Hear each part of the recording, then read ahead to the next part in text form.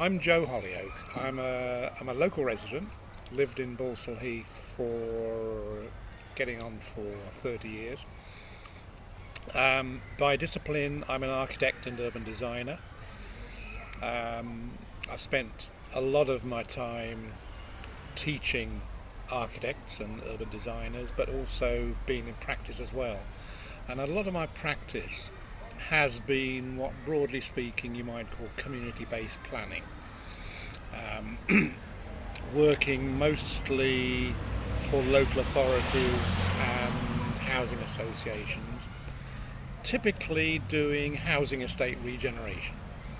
Because in the 1960s we built a lot of crap housing estates based on mistaken principles, which have since developed all sorts of problems, social problems, economic problems, whatever. So I've spent a lot of time working closely with residents on schemes to find ways to improve their living environments.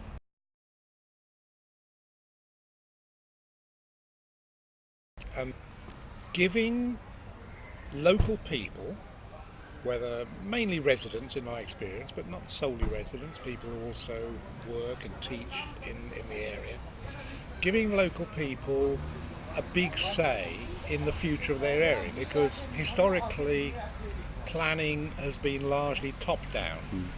It's something imposed on communities by those in authority, usually with good intentions, but not derived from the perspective of the people who live there, but from people who have power and authority, the government, the local authority mainly. And community-based planning, which I think in England started in a big way in the 1970s. There was a lot of changes made in the way that planning was done. Community-based planning tried to turn that upside down, so you had kind of decisions being made at a grassroots level by the people that it would directly affect.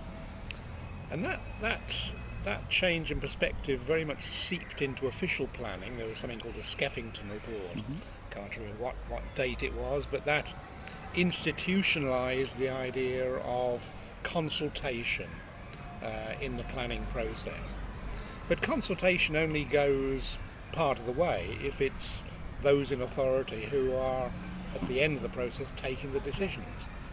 Whereas the kind of decision-making process that we were trying to instigate was more than just consultation. It was about local communities having a degree of autonomy and a big say in what happened.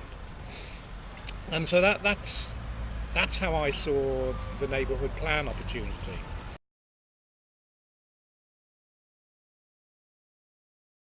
There is a culture of self-help in Balsall Heath, and I think that's quite important. And there have been surveys done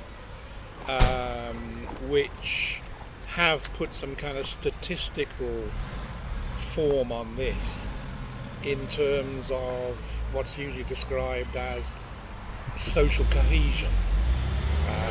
That although Balsall Heath is very racially and culturally diverse, there's a lot, well, it has all of the usual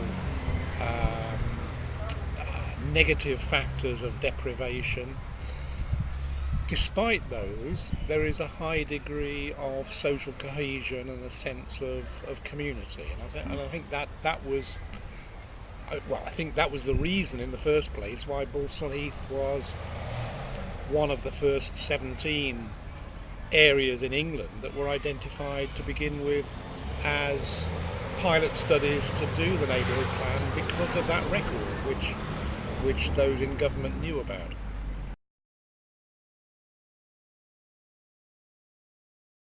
I expected more because, again, my experience of doing community planning is that yes, there will be conflicts. You know, it would be naive to assume that a community is unified and all moving in the same direction. That's not how communities are. But I think in Balsall Heath there was remarkably little. and I think the reasons for that are because of what I've just explained, that of this history over the last 20 years at least of working jointly together in the community interest. The one serious conflict we had was not with the community, but with the commercial company who bought the ex-sixth form college land, which is one of the two big potential redevelopment sites in the neighbourhood plan area.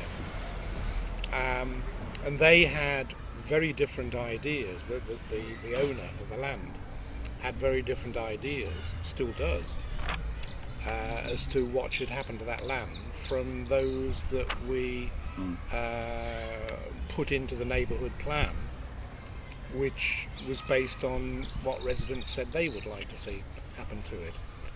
That conflict, to be honest, is still not resolved. I don't know how it's going to turn out.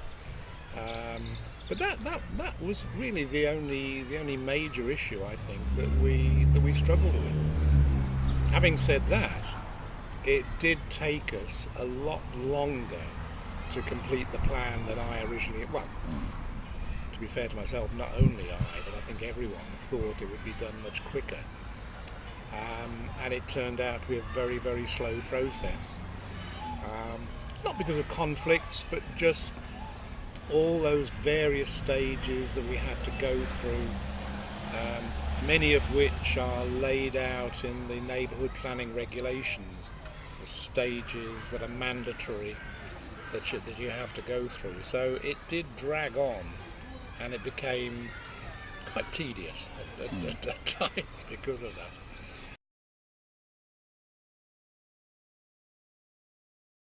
The process depends on a partnership between active residents who may not have professional skills, but they have the knowledge and the experience that comes from living in that place 24 hours a day and knowing how it works and what the issues are. And on the other hand, disinterested but skilled professionals who don't know the place. They may come in as foreigners, not that I was, but being a local, but very often we do come in as foreigners. But we do come armed with a vocabulary of methods and systems and solutions that we can deploy. And a successful outcome depends upon those two halves working very successfully together. Doesn't always work. I've had experiences in which there is a kind of misfit between the two sides, but in order to get success, those two sides have to complement each other.